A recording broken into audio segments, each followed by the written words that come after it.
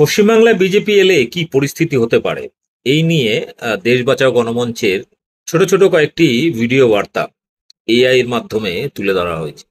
সেই এআই ভিডিওগুলো আপনাদের সামনে একসাথে আপনাদের সামনে তুলে ধরছি। ভিডিওটি ব্যাপক শেয়ার করবেন এবং সম্পূর্ণ ভিডিওতে আপনারা বুঝতে পারবেন যে বিজেপি পশ্চিমবাংলায় এলে কি ভয়ানক পরিস্থিতি হতে পারে বাঙালির জন্য।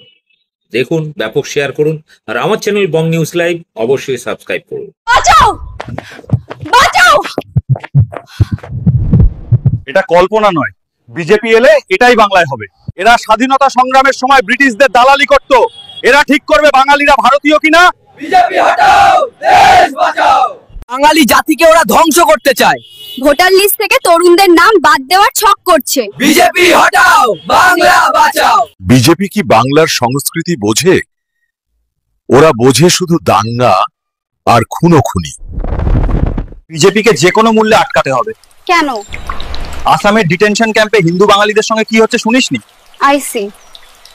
বিজেপি বাংলায় এলে এই শান্ত সুন্দর পরিবেশ কিন্তু আর থাকবে না। কেন? আগুনে হাত পুড়িয়ে বুঝতে চাস আগুন পোড়ায় কিনা? They want to destroy the Bengali nation. They are planning to remove young people's names from the voter list. Remove BJP, save Bengal.